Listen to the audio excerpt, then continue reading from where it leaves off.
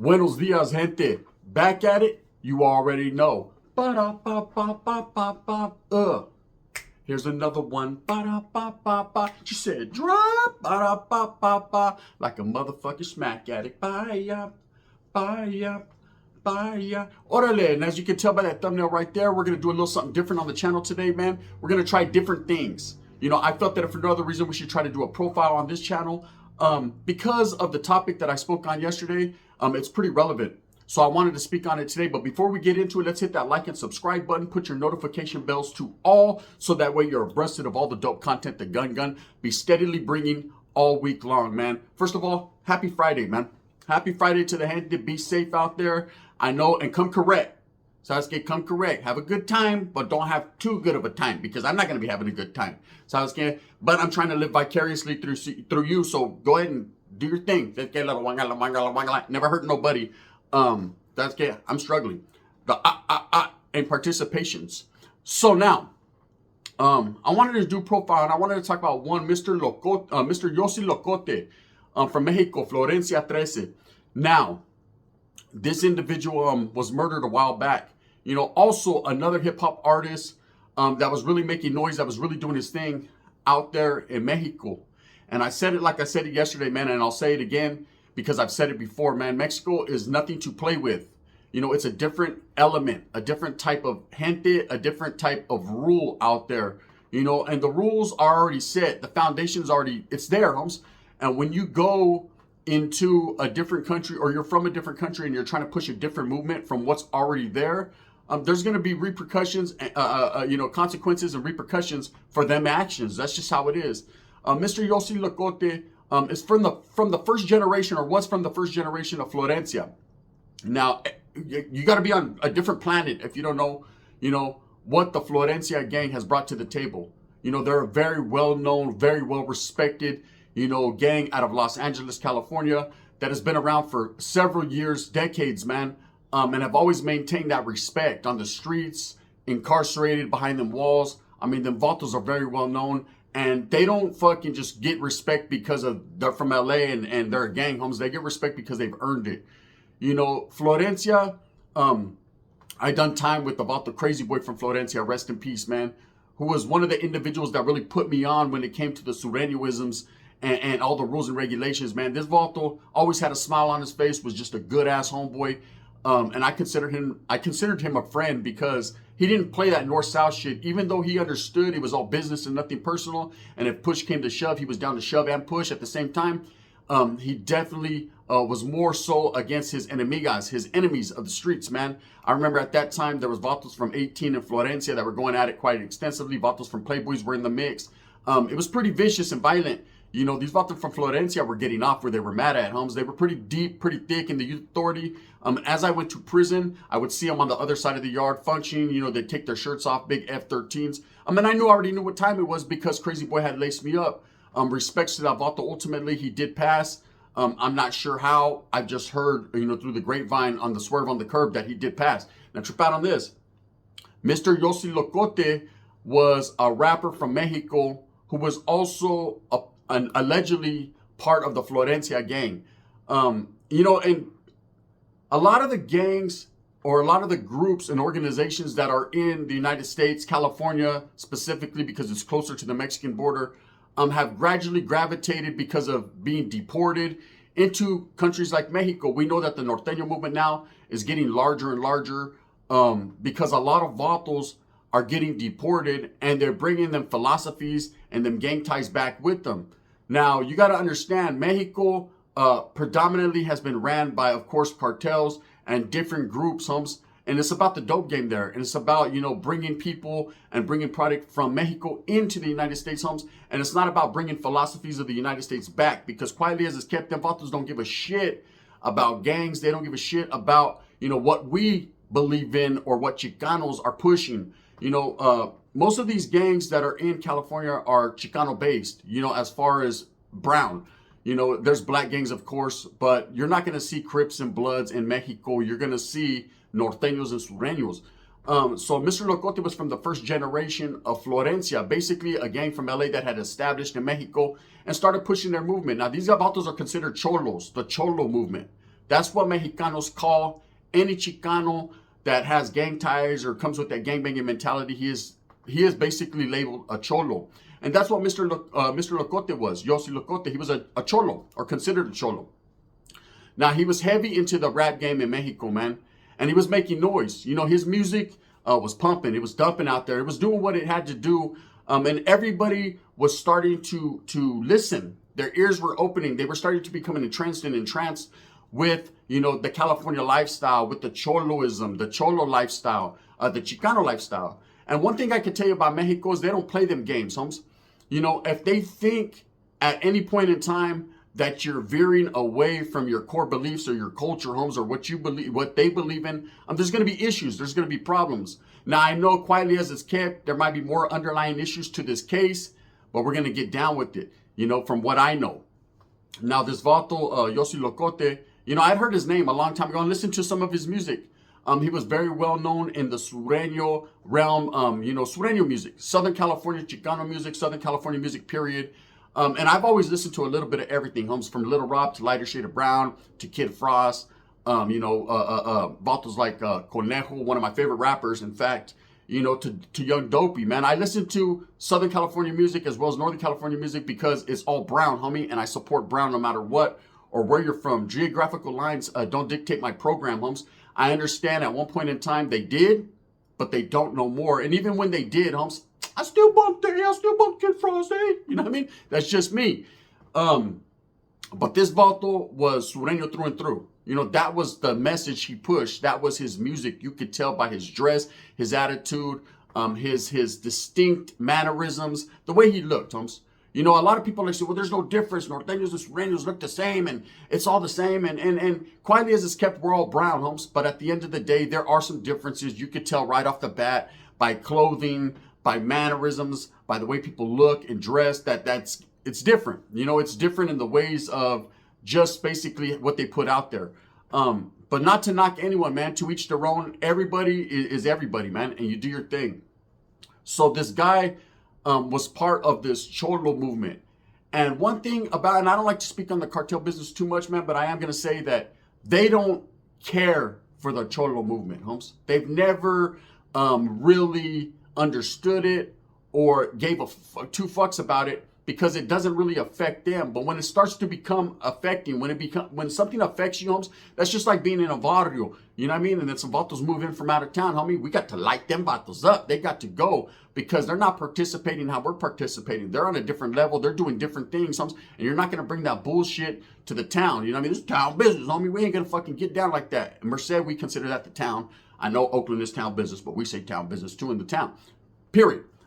That's just how it was. That was the mentality of any gang member, I would think. You know, someone moves on your block, someone that's not from there, isn't born and bred or raised there. Vatos are going to trip. There are a lot of vatos that move in from out of town. They get pulled, homes. The canalismo is real. And next thing you know, homes, they're claiming your town. I did have, there was a couple situations where a vato from Chicago moved in, got pulled into the hood, and also a vato from Fresno moved in and got pulled into the hood. And they're very well known and still functioning within the hood. But anyways, this vato doing what he was doing, representing Florencia, representing a California Sureño gang, and doing what he was doing in Mexico, probably shed some bad light on him, probably put the attention on him. Not only that, but being a rapper with the movement. You know, a lot of this hip-hop, the hip-hop community, this rap, and when you're speaking on street shit, you're going to get street results, right? You got to watch what you say and watch what you do because vatos are watching. And if they feel that you're affecting their pockets or they feel you're affecting what they got going on, homes, then bad things could happen. In this case, you know, a lot of these cartels, a lot of these organizations that are already established in Mexico for several years that have a lot of inner fighting and things going on, what they're fighting over and what they're doing their thing over, that's their business, not to be spoken on my channel. But they could feel some type of way when you're losing soldados. You know, when you feel that the youth is your future, when you feel that these vatos, see, one thing about Mexico, homes, is it's a very poverty-stricken country for most, not all. Some vatos got bread, right? Like Jesus said, but some places don't. And 99% of the gente that are in Mexico don't have feria like that. You know, the struggle is very, very real, man. Poverty is rampant. I seen it. I was there firsthand in Juarez. It was an ugly situation for the gente. I felt bad for the raza. I gave what I could give when I could give it. I didn't have much either. I was on the run. I said, shit, I was trying to wiggle, homie. But, you know, there was times when I would see young kids in the streets starving, homes. And it's true. You see it on movies. You see it on YouTube channel fucking content. And you think, damn, man, you know, I mean, shit, I ain't never seen nothing like that until you really actually see it. And then you know how it feels. And then you're like, damn, Holmes, that's where you see you have a heart. There's some heartless individuals be like, fuck them putos, that's on him, Holmes. No, but that isn't on him. That's on us as brown people to come together, to unite, Holmes, to help each other. And to help anybody. You know, if I seen a brother, man, if I see a black dude on the streets and he ain't got nothing, homie, I'm going to take the shoes off my feet and slap it with him. Here, homie, Jordans, you're doing your thing, because that's just the type of person I am. So when I was in Mexico, I got to see the poverty firsthand. And it was the first time I ever seen real ghetto shit. Real ghetto homes. I'm talking about homes where you don't have a front door and then fucking go into the rooms. Every room has a front door. Every room is separate and they're all just pieced together and nailed, and however the fuck you get it, you got it. It was a different situation out there. Anyways, Mr. Yosi Locote was gaining attention and money, but at the same time gaining negative attention from the establishments already there, because they felt that if for no other reason, this vato was leading the pack in the cholo movement. You know, leading the pack in bringing soldados away from their cause, you know, because when people don't have much and there's only one thing to turn to where you can get money, that's usually where you're going to go. You know, that's like me growing up in the hood that I grew up in. It was pretty much fucking pura. It was pretty much a fact, homie. I was going to lean towards the Norteño movement, and that was because that's all I seen. That's all that was around me. That's what was offered. It was either that or be a nerd. I said, my name ain't Pharrell, right? So, I should have been a nerd, eh? I'd have got my Urkelization on and everything would have been cool, right? Shit, I would have still been active, right? Active in the nerdalization gang. But I chose to go a different route because that's what I seen, and that's what was taught to me and instilled in me. You know, and the same thing happens anywhere you go: Chicago, Atlanta, Florida, California, Mexico, Washington. Doesn't matter where you go, man. If there's already something there established, vatos want you to be a part of that, whether it's homegrown or not. That's what they want you to be a part of. And when they see someone else come in or some other movement starting to take, you know, fire and pull their soldados away, then you start feeling some type of way. You know, it happened with the Sureño and the Mongols. You know, let's take for instance, whereas, you know, the Mongols started to gain numbers, you know, as a motorcycle club. Shout out to the Mongols, man, Mongol Nation. They started to gain numbers, and a lot of the Southerners felt, you know, Southern gang members felt at that point in time that, you know, they were recruiting their people, their gente. You know, them vatos should have been a part of that rather than a part of that. And that causes conflict, and there was conflict there, and I'm sure they resolved it and now are hand in hand in what they do, man. And there's barriers and lines drawn in the sand on what you do and what you don't do. That's part of rules and regulations, just what it's going to be.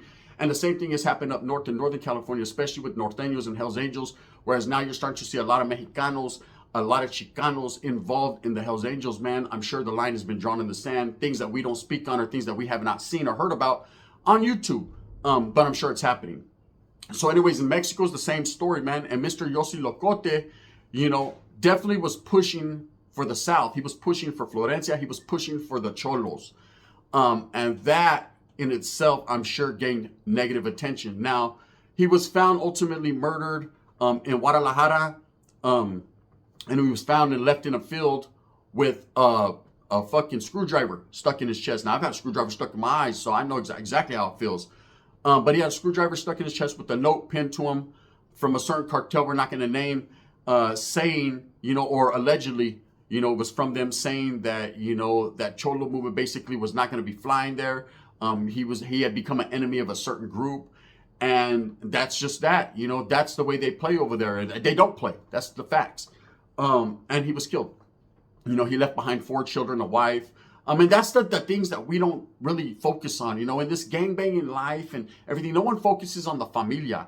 Everyone always focuses on the vato, like, damn, Spencer, damn, they're about to rap good, 2H, fuck, rest in peace, homie, light a candle, and then they push. And they forget about him until someone else gets murdered, like Left DSM, and then all of a sudden they remember, hey, what about Mr. Yosi Locote? He was bad too. Yeah, he was. He definitely had good music, and he definitely had his mentality. But sometimes when you're playing the streets close, when you're talking about street activities, when you're involving yourselves in them type of things, they could come back to bite you in the nalgas. It's just what it is. Now, in this situation, of course, we'll never know the true story. And just like I said with Lefty SM, you'll never know exactly what led up to it. You know, of course, the note pretty much put it there in black and white saying this is the reason why. But people throw off cents. I remember we used to do hella licks, hit hella high lit, man. Fucking be coming up, right? So as soon as the placas would pass by, they'd be like, hey, who did it? You know, one of the homies would be like, oh, those black people probably. You know what I mean? Always point them in a different direction. Go up in there like, what's up, cuz? What's up, cuz? They be like, come on, you ain't no fucking crib. You're a norteño. How you know, cuz? Because you got a weather bird real big on your neck. Stop it. Always try to throw them off scent. You know, it's not the blame game and it's not snitching or dry snitching. It's saying, we didn't do it. And that's pretty much how that was. So, you know, someone could have left a note there blaming it on a certain group or pushing them in that direction for the investigation when all in all, man, it could have just been some type of conflict or some personal beef. You know, one never knows. But more than likely in Mexico, most of the deaths, most of the things that happen in a vicious fashion or a vicious nature like that do become cartel related or they're looked at that way. Of course, the cartel gets blamed for everything, homie. You know, and that's because the United States government, a lot of people out there, they always push that narrative that they're the worst and they're the baddest and it's all them, homes, when they're doing just the same thing. Only they do it smoothly, more quietly. Whereas Mexicanos are different, homes. They want everyone to know exactly what time it is. You have to lay down the demo, homies. They put down an example so that way motherfuckers don't try to do it again. And when they do, they'll do the same thing again. So it's going to be repeat offenses. Facts. And that's just it. So Mr. Yosi Locote, you know, coming up like he did, you know, establishing thug gangster music basically in Mexico. Because prior to him, maybe there was a few other ones, we didn't get to hear or really heard. We heard corridos and of course some banda, and you hear, you know, a different type of music coming out of Mexico. You know, just like in the back, Banda de Carro Rojo, you know, Los Tigres del Norte, you hear music like that, and that was their gangster music. That's true gangster music right there. I grew up watching that movie, the Almada brothers, and that was the shit for me growing up. It was either that or novelas, and I couldn't speak a lick of Spanish, but I tried. I said, now, you know, when it comes to Yosi Locote, maybe, you know, because of the movement he was pushing, maybe that is why he was ultimately killed, or maybe he was doing some other things behind the scenes. I'm not here to focus on what his personal business was. I'm just saying, you know, Valto's gone, you know, and people like his 4 kids are going to grow up without a father, but at least he left a legacy so they can grow up to hear his music and know what type of man he was. From everything I've heard from real righteous ones, that he was a good dude, was into what he was into, man. You know, everyone makes their money how they make their money, and it's their own personal thing. I think his rap career in Mexico, being one of the first established gangster rappers, like California type gangster rap in Mexico, man, basically put, you know, him on the map and put a bad light on him. You know, one thing I tell everyone, man, don't go to Mexico with your bullshit, homes. Please don't. Don't think that you're going to wiggle. Don't think you're going to go into Mexico. You know, there's a lot of these crazy white people. Don't get mad at me, whites. Just listen to the flow, right? A lot of crazy young white kids, crazy Mexicanos, Chicanos, everyone that want to go to Tijuana. They want to go party in Tijuana because things are cheaper there and it's legal to do this. And so again, they get their whole fucking shit sucked by 5 different bitches. They want to, you know, go have a good time. A lot of these college students, and if you notice, man, a lot of them don't have spleens no more. Their kidneys are fucking over there in Europe. It's bad things happening. So when you go into Mexico thinking you're playing the game, homes, you're going into another country. If you're not really too up to par and up to game on Mexico, homes, they're not fucking around there. Okay, it's different. I've been there. I can tell you personally, firsthand, it is fucking different. You'll feel it. You'll know it. You'll taste it. You'll smell it. Stay the fuck away. If you're not from there, man, you want to go there for vacation. We're going to go on vacation to Cabo. We're going to get our Cabo wobble on. Well, go, vato. You know what I mean? You're going to wobble, all right? Your head's going to wobble out by a chainsaw. That's, I'm telling you, vatos are different over there. Rest in peace to Mr. Yosi Locote. You know, a rapper who will be forever memorialized by what he brought to the country of Mexico, to the United States. And shout out to the, like I said, the Florencia gang for, you know, continuing the narrative of well establishment, man. And this Valto definitely represented. Like I said, it was, now don't get it twisted. It was, his gang was different from the gang in California, homes. There was close ties, I'm sure. But he was a product of, you know, being someone from Mexico, and then they establish things. And I noticed that there's a lot of gangs, man, that are not homegrown. You know, different states, different countries, or different places. I'm sure you got some rangers in Japan now. They're getting there. You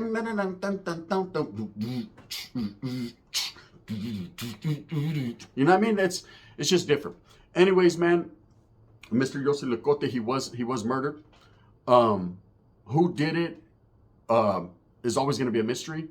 But of course, a certain cartel was claiming the fame on that they did it. And, you know, if that's the case, then that's the case. There's nothing that can be done about that, you know, but that's just a word to the wise, homes, and an eye-opening experience to any youngster that thinks that they want to go out there and take over. I'm going to go out there, man, go take over the hip-hop game. Fool, I got it. I got not to speak Spanish. I got it. You know what I mean? I don't know how the fuck they let 6ix9ine go over there and get his motherfucking twerk on with Grupo Firme, but it happens, you know. Don't do it. That's just a word of the wise. With that being said, rest in peace, Mr. Yosi Locote. I hope you enjoyed the profile, man. We're going to do more of them right here on GC Raza TV. It's just what it is. I'm in a lightweight legal battle for the Gunners Collective name. Motherfuckers try to claim my name, claim my fame. Just what that does. But I got the LLC on it. You know what I mean? I got the copyright on it. So, I think I'm going to win here. And you might be seeing Gunners Collective back very, very soon. You just never know, humps. It's all about the name game. And YouTube's playing games with it. With that being said, I hope that you move smooth with a purpose. Get everything that you want coming. And remember, at the end of the day, it's all about the struggle to strive and the strive to struggle, man. I'll shoot mines. I'll send mines. It's nothing but respect to the gente de raza. Thank you for the support that I've been getting. And we're going to continue that struggle together. With that being said, thumbs up or thumbs down. Heavy's going to be the head that wears the crown. I'm going to continue to strive and struggle and strive for what I honestly and truly believe in. And that's the knowledge you can't get in college and bringing everyone together, man. A little bit of game ain't never hurt no one. Just don't play them. Bang, bang.